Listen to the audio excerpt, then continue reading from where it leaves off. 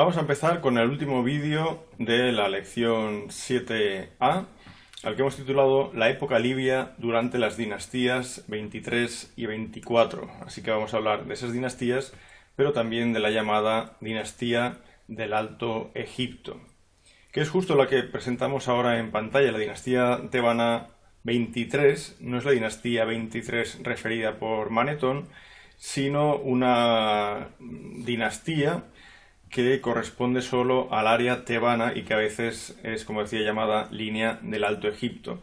La cronología que veis aquí es la elaborada por Jürgen von Beckerath, pero no es la única cronología del periodo. Tenemos más y podéis observar comparando unas y otras que hay pequeñas variantes. En todo caso, lo que me interesa aquí presentar es un primer rey de Tebas, que es Arsiese, que llegó a tener antes el título de primer sacerdote del dios Amón y que por muchos autores se asocia a Sheshonq II. Sheshonq II fue un efímero rey tanita, hijo de Osorkón I, pero también de Matkara, hija del último rey de la dinastía 21, por lo que se trata de un personaje importante. Y si hacemos de Arsiese hijo de Sheshonq II, pues podríamos interpretar sus ansias, ¿no?, por conseguir alcanzar el trono. En todo caso, esto no está absolutamente demostrado y él aparece solo como rey en Tebas. De hecho, se enterró en Medinet Abu, en una zona cercana a las capillas de las divinas adoratrices de Amón.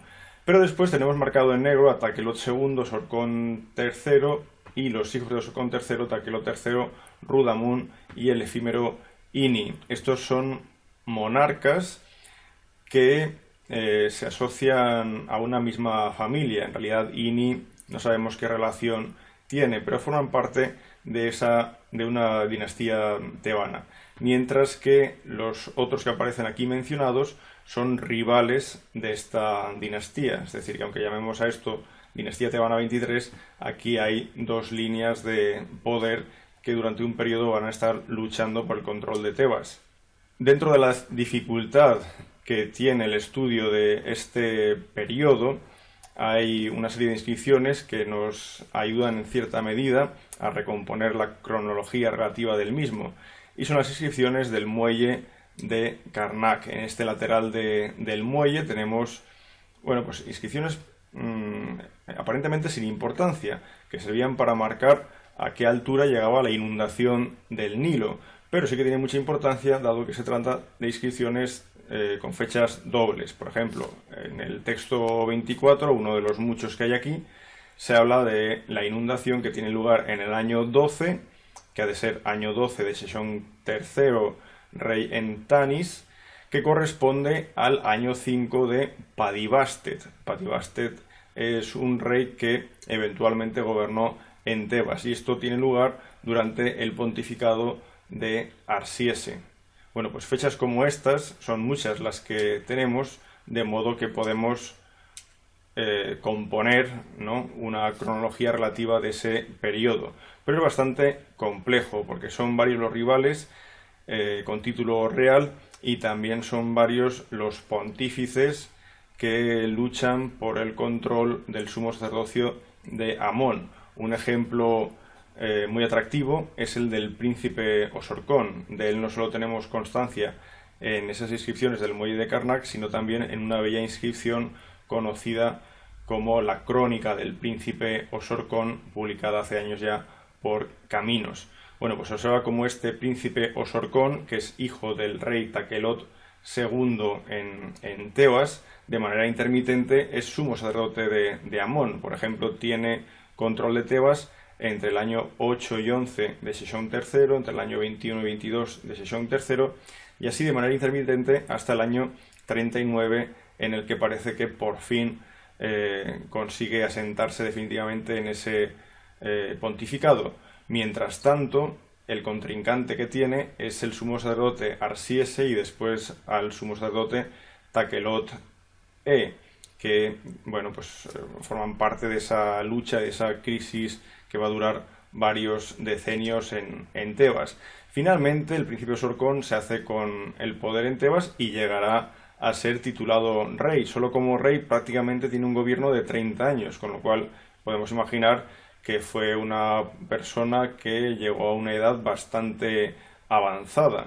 Con Osorkón III como rey, se instaura en Tebas Shepenupet I como divina adoratriz del dios Amón. Aquí se inicia desde luego una dinastía de mujeres cada vez más poderosas e influyentes, las últimas de las cuales gozarán incluso del uso del título de primer sacerdote de Amón cuando este título quede vacante para los hombres.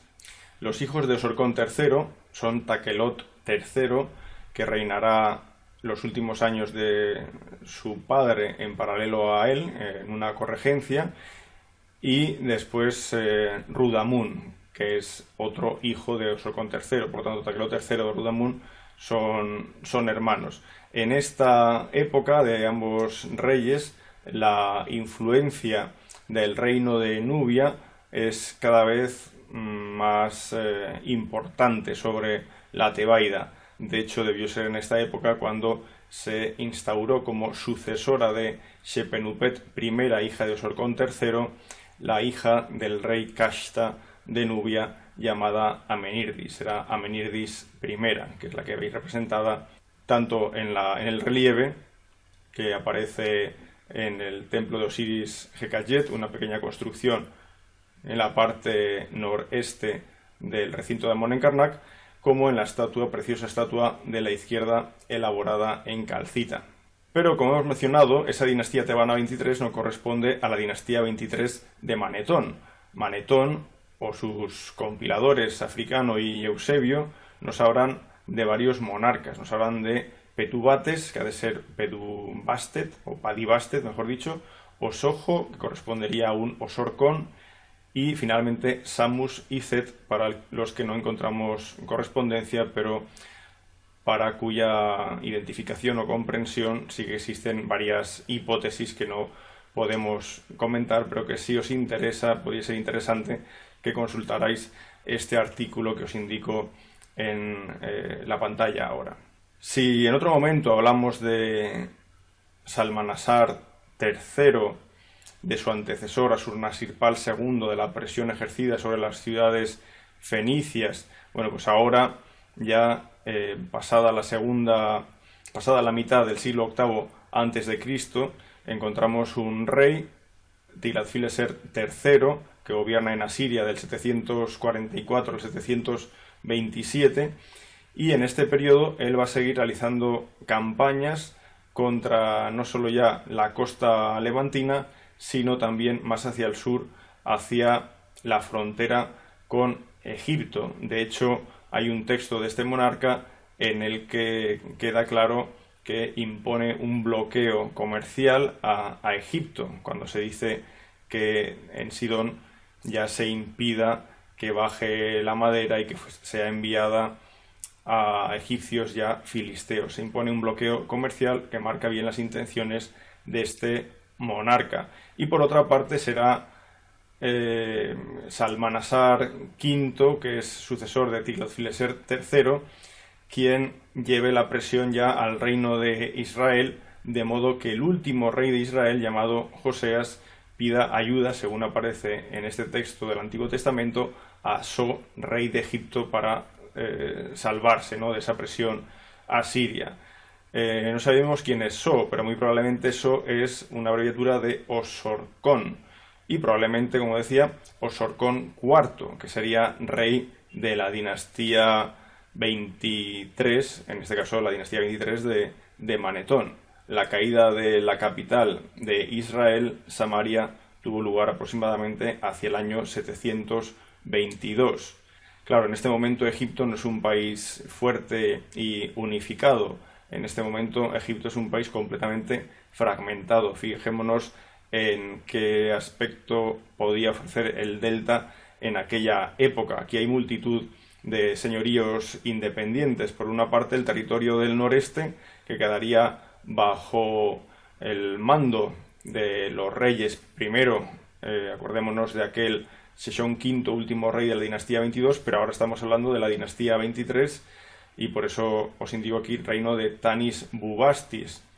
Ese sería el reino de Osorkon IV, por ejemplo, el que intentó ayudar, o al menos al que se le pidió ayuda por parte del último rey de Israel. Pero aparte de eso tenemos grandes jefaturas de los Ma. Los Ma son los Mashawash, una tribu de origen libio de la cual ya hablamos en la época ramésida. Tenemos también varios reinos, no solo ese de la dinastía 22-23, reino de Tanis Bubastis, sino el reino de Leontópolis, el principado de Atribis, el principado del oeste, y solo esto en el delta, pero el Alto Egipto también presenta divisiones, como veremos ya en la segunda parte de la lección 7. Podemos observar también el creciente poderío del señor que gobierna desde Sais, en Tefnach. Tefnach tiene el título de grande de los Libu y también grande de los Mashawash. Y al final del reinado de Sejong V, último rey de la dinastía 22, el rey de Tanis, observamos como ese poder de este Tefnach, que es libio, como vemos, cada vez es más grande, de modo que al final utiliza unos títulos que incluyen el de grande del oeste, o sea, traducido a veces como príncipe del oeste, es decir, llega un momento en que este señor de Sais ya controla todo el oeste del delta y va a intentar expandir más su área de influencia.